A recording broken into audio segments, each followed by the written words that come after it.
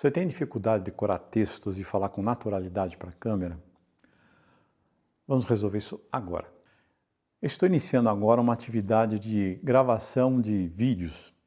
Eu tenho que gravar algumas aulas, alguns conteúdos, registrar algumas ideias, algumas entrevistas e muitas vezes eu gravo mais ou menos nessa posição aqui, não necessariamente em pé, mas aqui é um palmo do microfone, olhando para a câmera, e alguns vídeos longos, mais de 10 minutos eventualmente, discorrendo sobre alguma ideia, comentando algum conceito.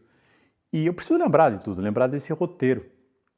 E muitas vezes eu me esqueço, então eu tenho que parar a gravação ou recomeçar e o trabalho de edição aumenta muito. Eu vou sempre mostrar os bastidores aqui do que eu estou fazendo e agora estou no momento de desenvolver alguns procedimentos, alguns sistemas para me reduzir o trabalho para a gravação. Eu simplesmente preciso chegar e começar a gravar. Então tenho aqui o equipamento. Agora, o texto, como é que eu trabalho com o texto? Uma alternativa que eu imaginei foi usar um teleprompter. O mais simples que eu encontrei foi esse modelo aqui da Aulance. Ele tem um funcionamento bem inteligente. Basicamente é uma plataforma onde eu coloco aqui um celular, por exemplo, um pequeno tablet, e ele projeta a imagem nesse espelho e a lente enxerga entre aspas, filma por trás desse espelho aqui. E ele vai encaixado num adaptador aqui que vai rosqueado na lente.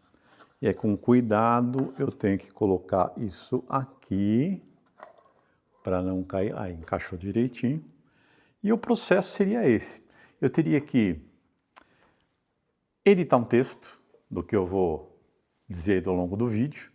Aí eu tenho que pegar um software de teleprompter, colocar no celular, por exemplo. O celular vai colocado aqui em cima. Eu tenho até um controle remoto que eu consigo fazer o texto rodar por esse celular. A imagem tem que estar invertida, né? Porque o espelho desinverte.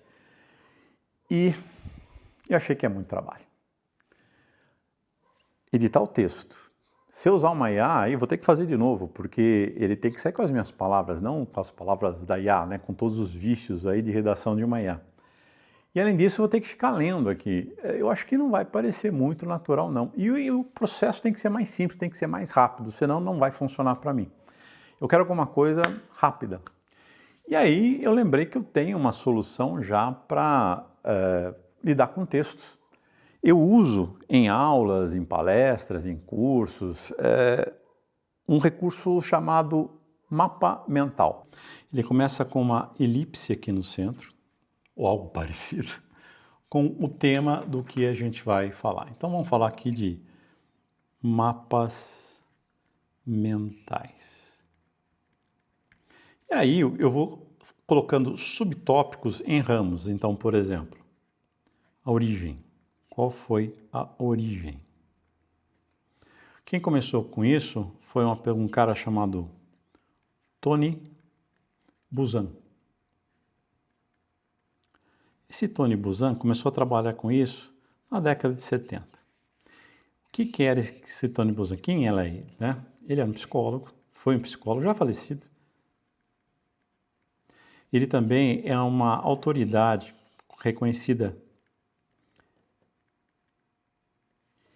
em memória e uso do cérebro.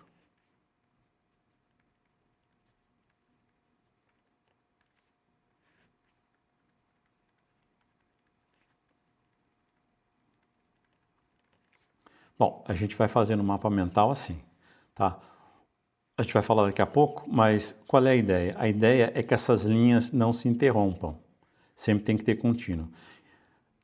Tem que ter uma continuidade. E aí eu vou derivando os vários tópicos, subtópicos e informações. Nunca textos longos, sempre lembretes simplesmente, coisas rápidas, simples.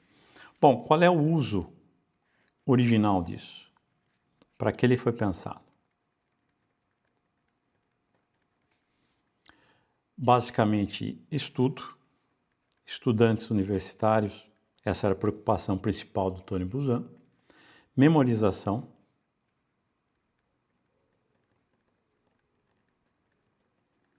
e também compreensão de assuntos.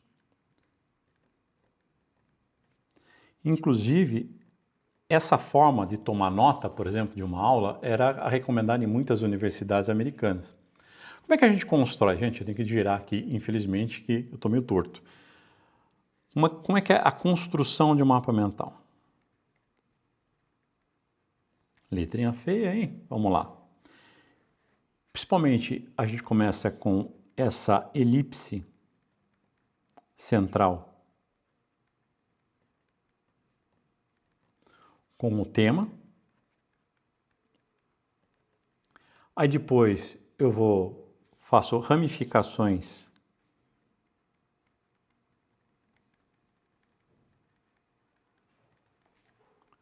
com subtemas.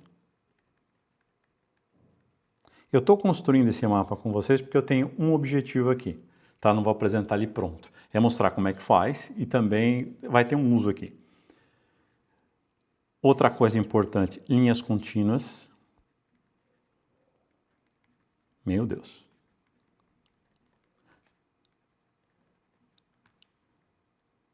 Textos curtos.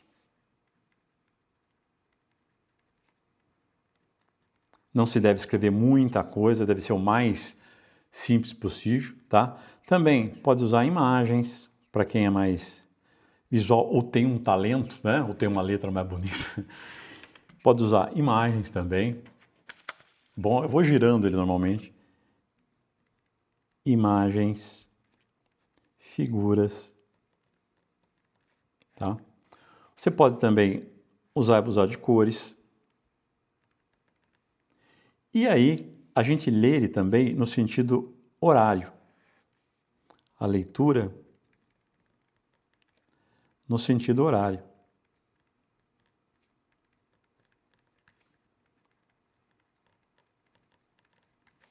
Tá? Então, começo aqui, vou falando da origem e tudo mais, né? Eu estou anotando tudo o que eu teria que lembrar numa apresentação sobre mapas mentais, por exemplo.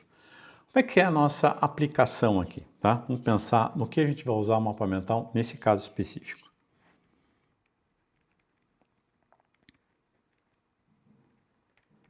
Nossa aplicação aqui é trabalhar com conteúdos, né? Conteúdos para o seu canal aí, seu Instagram, YouTube, coisa parecida. Basicamente, vamos usar isso como uma ferramenta de leitura. Então, ao invés de ter um texto corrido e tudo mais, a gente lê o mapa mental. Uma metáfora que eu uso é o seguinte, como é que funciona isso? Ele é como se tivesse compactado, e a hora que você lê, você descompacta. Vamos fazer um teste aqui, olha, vocês me acompanharam fazendo esse mapa, mas então se eu fosse ler isso, fazer uma apresentação sobre mapas mentais, eu posso começar simplesmente lendo tudo e vou expandindo com as minhas próprias palavras tudo que eu escrevi aqui. Então, por exemplo, mapas mentais teve essa origem com Tony Buzan. Ele foi um psicólogo e reconhecida autoridade em memória e uso do cérebro. Ele desenvolveu os mapas mentais nos anos 70. O uso inicial foi para estudos, principalmente para estudantes universitários, com o objetivo de memorização de alguns assuntos e compreensão dos conteúdos apresentados nas aulas. Inclusive, isso aqui foi uma forma de notação muito recomendada para os alunos.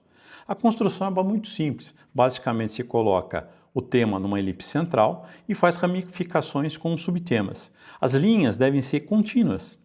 Os textos curtos, na medida do possível, o mais econômico possível. A ideia não é ler, é ter um lembrete.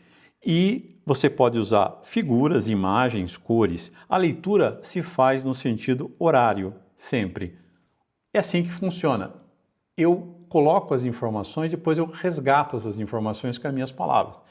Então, é muito importante que você faça o seu mapa mental. Ele é muito pessoal. Como a gente está fazendo junto aqui, até você está entendendo o conteúdo. Agora, é muito mais efetivo cada um fazer o seu, com a sua própria letra, com os seus próprios signos, né? Símbolos que cada um gosta de usar, cores e assim por diante. Tá? Então tem essa metáfora aqui do zip e o unzip, certo? O que mais? A leitura leva a um vocabulário pessoal. Isso que é interessante, a hora que você relê o mapa, você expande usando as suas palavras. Então isso é muito interessante. Um uso legal é para quem tem que dar palestra. é muito chato você escrever, ler um texto numa palestra, num discurso ou coisa do tipo. Então, levando um mapa mental numa folha de A4, por exemplo, você tem tudo que você vai falar e as palavras saem com o momento, né? Com o clima que está acontecendo no momento. Se é uma coisa mais séria, você fala de uma forma mais séria. Se é mais descontraída, você fala de uma forma descontraída. O duro é preparar um texto que vai ser lido num contexto errado, né? E também fica muito natural a hora que você resgata as informações, tá? Uma coisa que é importante na construção é ser manuscrito. Quando você escreve, o esforço cognitivo é muito maior. Existem softwares de criação de mapa mental. Eu não recomendo. Isso é muito mais efetivo quando de fato você escreve, faz seus rabiscos aí do seu jeito, como eu estou fazendo aqui. Bom, e aí como é que você vai usar para o seu conteúdo? Vou ter que girar isso, não tem jeito. Como vai usar isso, né? Você organiza no mapa mental, faz um mapa mental do assunto. Depois, você pode fazê-lo de uma forma manuscrita, isso é um lembrete que é bom aqui, tem que ser manuscrito, tá? Isso aqui é importante ressaltar, inclusive. Ele é muito melhor manuscrito do que usando qualquer aplicativo aí de mapa mental. Para usar, eu sugiro você ler uma vez.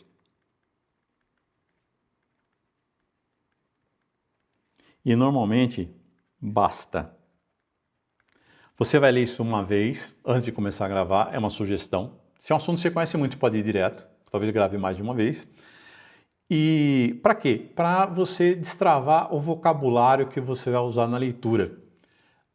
Aquela palavra que você não lembra, isso tudo você resolve na primeira vez. O quanto se melhora da primeira vez que você fala de um assunto para a segunda usando o mapa mental é um absurdo. É um absurdo. Então não precisa uma terceira vez, aliás, um segundo treino. E aí, na sequência, gravar. Basicamente é isso. Manda ver. Então, isso aqui é um mapa mental, tá? É o meu mapa mental, é um jeito muito simples, é minha letra horrível e para mim funciona muito bem. Então eu tenho que dar uma aula, eu tenho que dar uma palestra, agora eu tenho que gravar um conteúdo, eu vou usar isso aqui, porque é o jeito que funciona. Eu já ensinei muitos alunos, muitos orientados a usar isso aqui, pessoas daquelas que eram um pouco mais tímidas para falar, que travavam um pouco no discurso. Então, isso funcionou muito bem. Inclusive, eu quero que você faça um teste agora. Congela aí essa apresentação, esse vídeo, desculpe, nessa imagem do mapa mental. Você acompanhou a minha descrição aqui dos assuntos. Tenta você agora, só acompanhando a criação do mapa mental, falar sobre esse assunto. Você deve ter observado que você consegue falar de uma forma quase que fluida a respeito disso. É mais ou menos metade do que você vai conseguir fazendo o seu próprio mapa mental de assuntos que você tem conhecimento. Bom, isso aqui é o mapa mental. Agora, vamos lá. Agora estou com o mapa mental aqui pronto e tive uma tarefa adicional. Tive que escanear o mapa, inverter na horizontal para ele ficar espelhado, então não dá para ler aqui. E eu já observei, já testei esse mapa, olhando onde o original dele. Eu consigo recuperar todas as informações, eu consigo ler o mapa. Então, já que eu o fiz, eu consigo desempacotar a informação que está aqui. Eu vou acompanhando o mapa e consigo descrever tudo o que eu pensei olhando o mapa. Aí eu coloco o mapa no teleprompter, nessa posição aqui, perfeito. E agora fica fácil. Eu estou enxergando o mapa completamente aqui, todo ele. Eu fiz num tamanho que dê para observá-lo. E consigo, sim, seguir todos os ramos dele e fazer o tal do unzip, entre aspas, aqui, das informações que estão aqui. Então eu posso começar a gravar. Eu aperto o REC aqui e vou lendo meu mapa mental, como sempre fiz. Então não precisa de mais nada, é só colocar a folha de papel aqui. A iluminação que está aqui nesse momento é suficiente para iluminar todo o mapa. Me ocorreu agora que podemos ter um problema assim. Eu acho que dependendo da iluminação que for usar, talvez uma parte do mapa fique escura. Aqui não, que dá para ver tudo. Estou pensando, talvez, me ocorreu agora, adaptar, sabe aquelas luzes de LED de leitura? Aqui em cima iluminando só a parte de baixo? Pode ser interessante. E realmente ficou muito simples agora. E o processo, para mim, está fácil. É usar o recurso que eu sempre uso, o mapa mental, desenho o mapa. Eu gosto de fazer à mão, já comentei. Escaneio, inverto aí na horizontal, imprimo, já dei uma reduzida aqui para, testei 2, 3 tamanhos, esse aqui está perfeito. E daqui dessa distância que eu estou, onde normalmente eu gravo, aperto aqui o REC e pronto, posso começar a gravar. E aí vai sair com as minhas palavras da forma mais natural possível. Eu acho que eu vou usar essa forma. Talvez essa questão de iluminação a gente tem que pensar um pouquinho para algum caso específico. Se faz sentido para você isso, experimente e me conta como é que se resolveu, se está dando certo para você, se faz sentido aí para o seu fluxo de trabalho. E se você achou útil, recomende o vídeo para um colega que tem dificuldade em gravar conteúdo e deixa o seu like aqui também.